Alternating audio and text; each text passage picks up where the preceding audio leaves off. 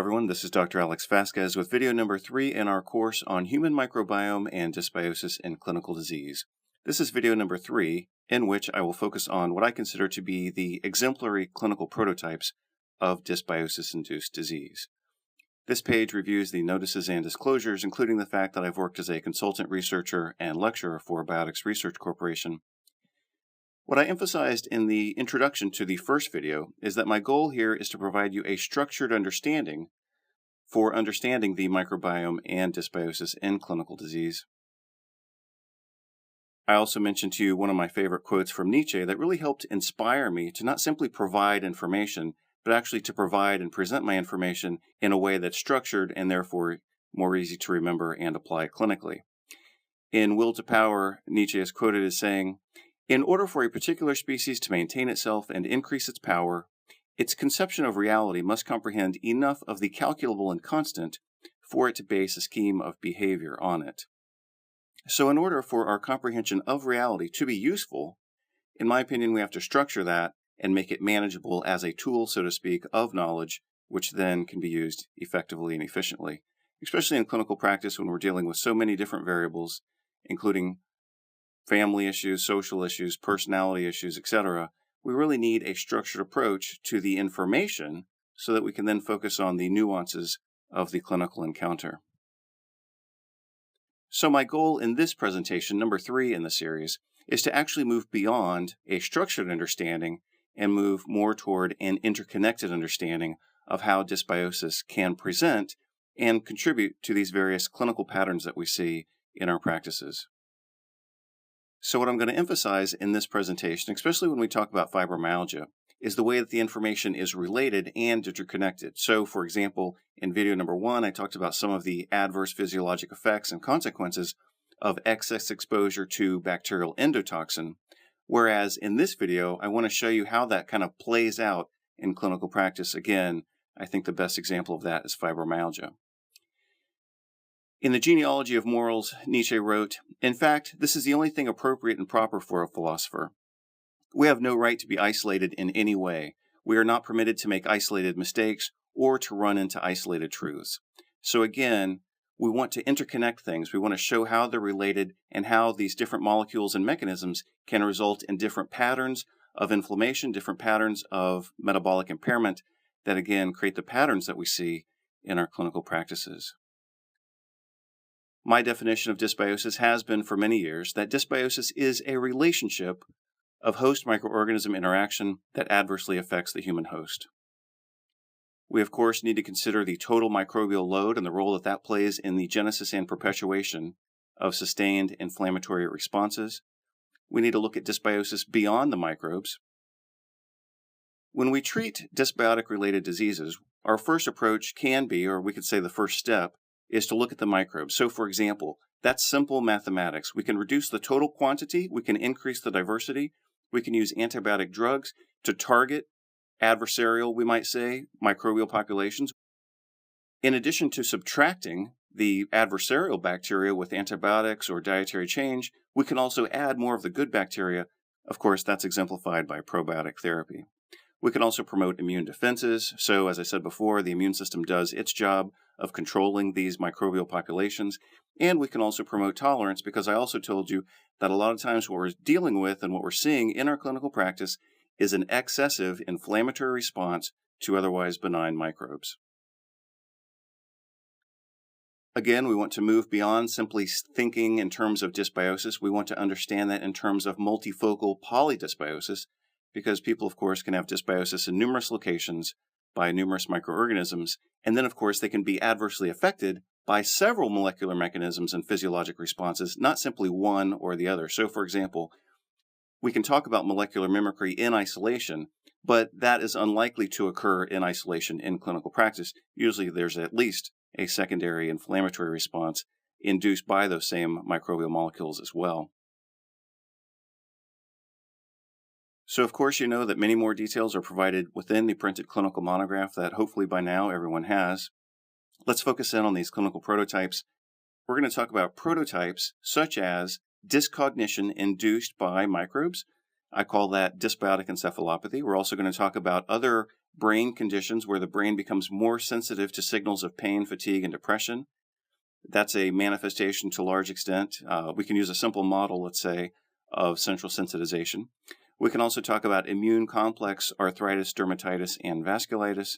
And fourthly, on this list, we can also use reactive arthritis as a prototypic model that's very well accepted for exemplifying the way that microbes can induce systemic and musculoskeletal inflammation.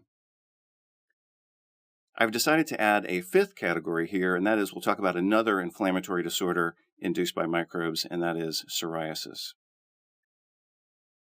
So, of course, we don't want to consider this information in isolation. We want to understand the role that dysbiosis can play in perpetuating and creating these inflammatory disorders, but we want to understand that within a context of some of the other major triggers, such as pro-inflammatory diet and lifestyle, mitochondrial dysfunction and organelle dysfunction, psychoemotional and social stressors, xenobiotic immunotoxicity, immunophenotype imbalances, and hormonal imbalances as well. I call this the functional inflammology protocol, and this lets us keep our focus upstream rather than looking at the downstream consequences of the actual causes. The medical approach, as we learn in medical school and in our hospital training, of course, is to focus on what's happening downstream and try to intercept those inflammatory mediators before they can continue to perpetuate and cause more damage. However, we're never going to win if all we do is try to intercept those inflammatory mediators because, by definition, if we're using drugs to intercept those inflammatory mediators, they've already been released. The game is already in play, and we're going to have to use more and more drugs to intercept these various inflammatory mediators, whereas, again, what we should be doing is focusing our attention upstream.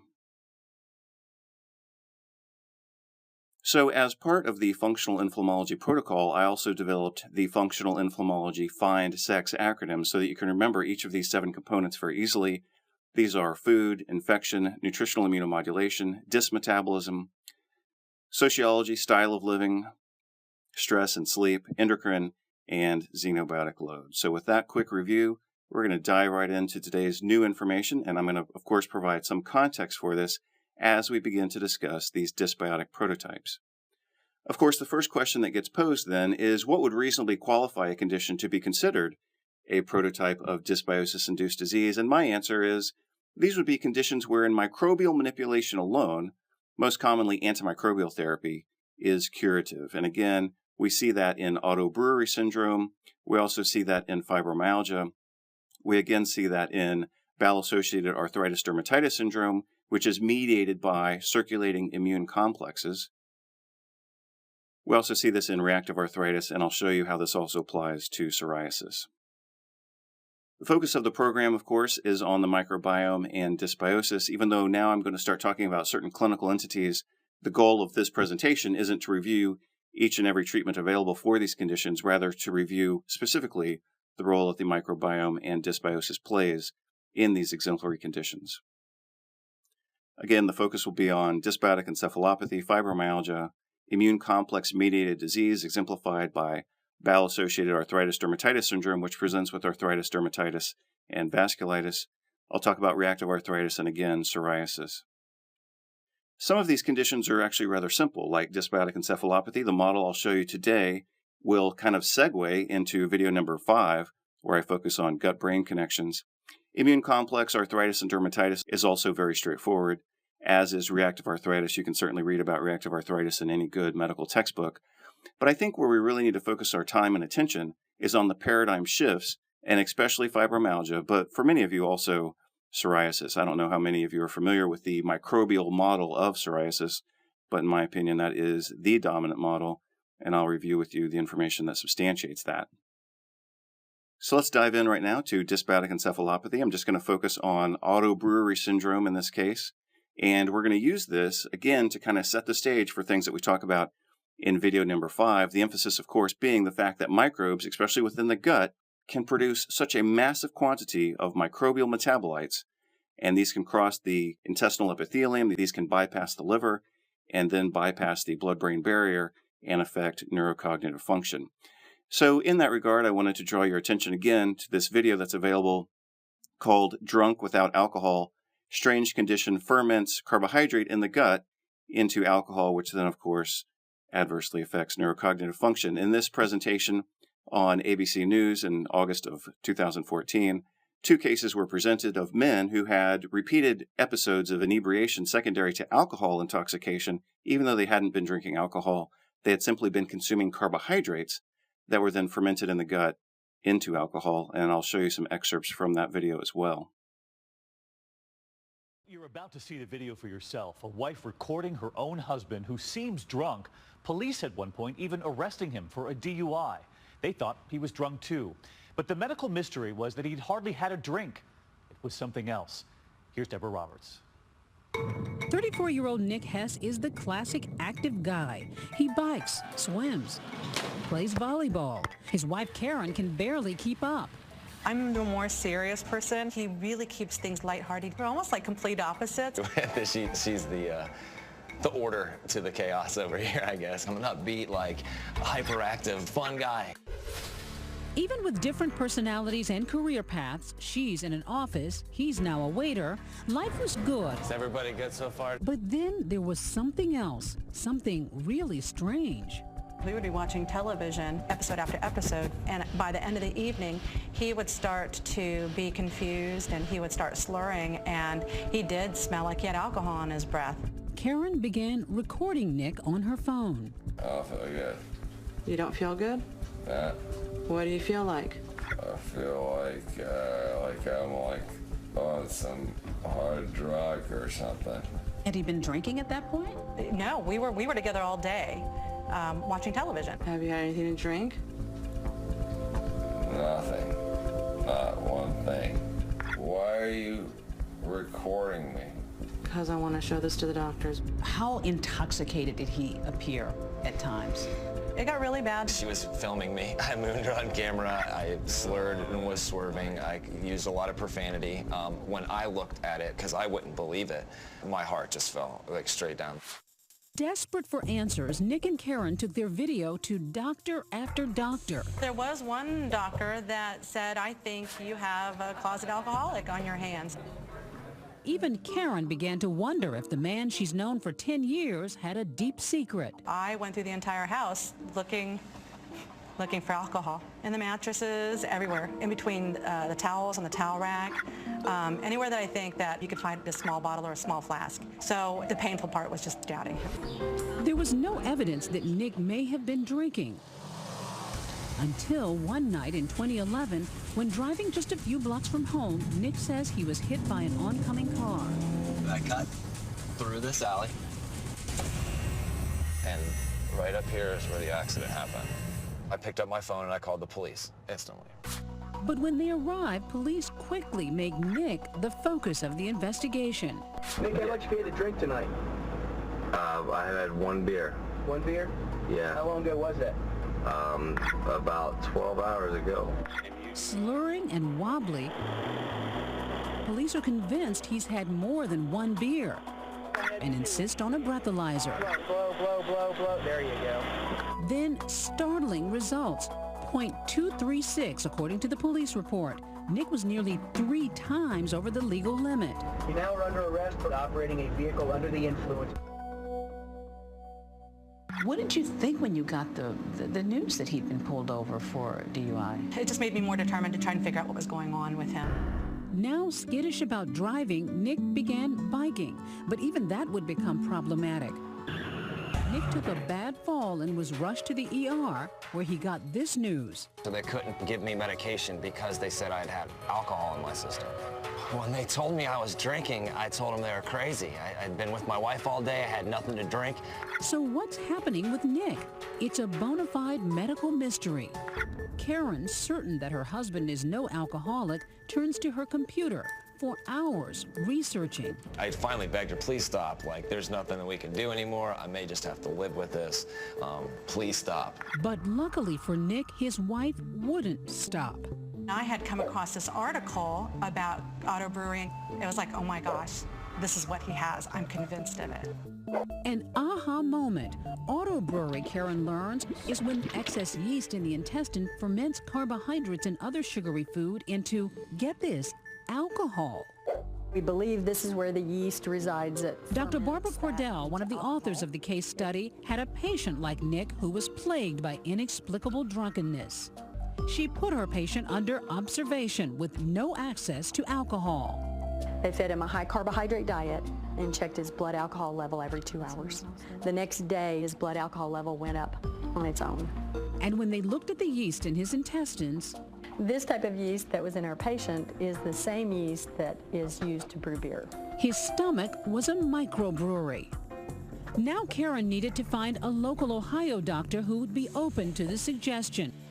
She discovered Harvard-trained Dr. Anoop Kanodia. As for Nick's results, off the charts, 4 times the normal amount. It picked up the highest level of yeast I've ever seen on a patient. This is what your other doctors are missing. So he had Nick completely change his diet. We had him take out all the foods that break down to sugar. Things like breads, pasta, and rice. And guess what? After just 4 weeks of making simple diet changes, his strange affliction vanished. No wooziness? No intoxication? No. What'd that feel like for you? It was awesome. It's incredible. After dealing with for so long, I was in such major denial. But you had your guy back. Yeah, it was the Nick I fell in love with. I'm the luckiest person alive. I keep getting better and better, and I love it. I love it. So in this example, we're simply using ethanol from endogenous fermentation as an exemplary model for how things can be produced within the gut, bypass the liver, bypass the blood-brain barrier, and then affect neurocognitive function. Many cases of autobrewery syndrome have been published within the peer-reviewed medical research literature. You can see this case study of gut fermentation syndrome autobrewery with Saccharomyces cerevisiae. This patient was treated with antifungal drugs and a low-carbohydrate diet. And so we're also, as I said before, kind of segueing into treatment. You'll find that antimicrobials and carbohydrate restriction and dietary modification are some of the mainstays for treatments that we use when we're addressing gut dysbiosis. I will, of course, review that in much more detail in the following video, video number 4, where I talk specifically about gastrointestinal dysbiosis. Let's look at another case with a little more detail here, autobrewery syndrome in a child with short gut syndrome. This is a 13-year-old girl who had long-standing short bowel syndrome secondary to jejunal atresia and necrotizing enterocolitis that she suffered as an infant. Luckily for her, even though she was experiencing some very severe and negative adverse effects, her father was a physician, diagnosed her with autobrewery syndrome, and treated her appropriately. She had small intestine aspiration, which found Candida glabrata and Saccharomyces cerevisiae. She was treated with antibiotics, which were, of course, of no use because those just kill bacteria, whereas the alcohol is produced by yeast. And then she was treated with antifungal drug fluconazole, and that led to permanent resolution of her recurrent microbial inebriation, we might call it. So in a lot of these case reports, these patients suffer actually quite severe alcohol intoxication. Sometimes their blood alcohol levels are 250, 350, with the legal limit, of course, being 100. So these patients are very, very drunk, again, from alcohol fermented within their own gastrointestinal tract. Let's take that model a step farther, and let's look at this case of hepatic encephalopathy in the absence of liver disease. This is a case from my own clinical practice. This is a 45-year-old male with debilitating fatigue, neuromuscular symptoms, and elevated ammonia, despite the fact that he does not have liver disease. And so I think this gives us a chance to kind of step back from the disease and appreciate the concept that what we're looking at here is an excessive intestinal microbial load, as evidenced by his hydrogen and methane test, as you can see here. He's got severe small intestine bacterial overgrowth. He also has elevated ammonia, consistent with hepatic encephalopathy, but of course, I think most of us appreciate that hepatic encephalopathy is a clinical diagnosis, not simply based on elevated ammonia. But again, I still think that this case represents a model for understanding that, yes, gastrointestinal microbes can kind of come into a position of so much metabolic power, we might say, or so much metabolic production that they actually overwhelm the liver, even if the liver is healthy. In the early medical literature, the term gastrointestinal dysbiosis was only rarely used, and they more commonly used the term autointoxication.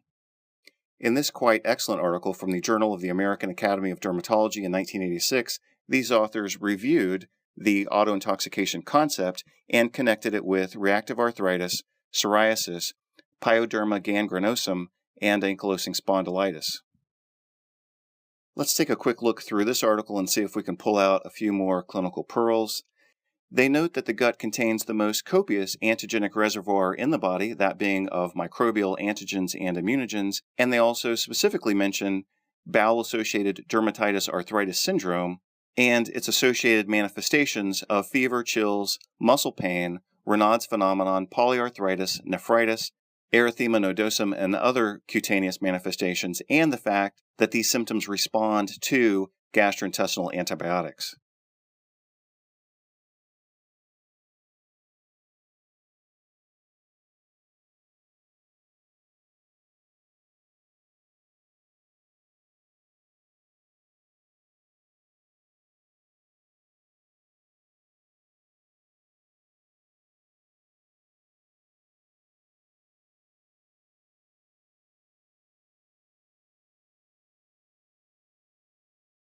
Toward the end of the articles, the authors hypothesize that even minor perturbations of gut mucosal barrier function may be an important event in many dermatologic diseases, arthritic diseases, uveitis, and IgA or immune complex nephropathy.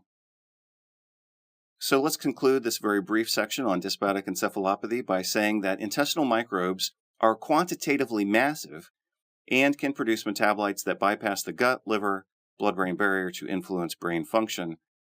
For some of you, that might sound pretty obvious, while for others, and really for all of us, it's still pretty shaking because we as humans like to think of the mind as pure, perhaps even divinely originated.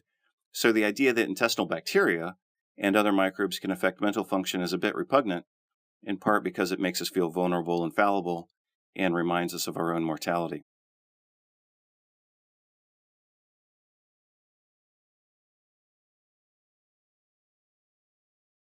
Now let's dive into one of my favorite topics, which is fibromyalgia. The reason that fibromyalgia is one of my favorite topics is because it blends three of my other favorite topics, and those are dysbiosis, mitochondrial dysfunction, and in this case, social injustice. So I'm going to show you that dysbiosis is the cause of fibromyalgia. That leads to a secondary mitochondrial dysfunction. And interestingly enough, when we look at the divergence of basic science with clinical practice, we can also touch upon the concept and topic of social injustice, because I think the medical treatment of fibromyalgia perfectly exemplifies the extent to which the medical profession and medical practice can be easily co-opted, or more specifically hijacked, by the commercial interests of the pharmaceutical industry, despite a mountain of research pointing directly to the cause and cure of this condition. I've been publishing on fibromyalgia since 2008, when I first published a clinical monograph called Musculoskeletal Pain, Expanded Clinical Strategies. This was a continuing medical education monograph commissioned by the Institute for Functional Medicine. In 2012, I published a little handbook called Fibromyalgia in a Nutshell and produced a few videos associated with that. I've also continued to review this material in other publications, as well as in postgraduate presentations that I've delivered throughout North America and also in Europe. So, in the focus of this presentation, I would like to clearly establish that dysbiosis accounts completely for all of the major clinical characteristics of fibromyalgia, and that the logical treatment that thereby follows should be the treatment of choice, the standard of care. By so doing, I will by extension establish that the medical analgesic treatment of fibromyalgia is completely misguided,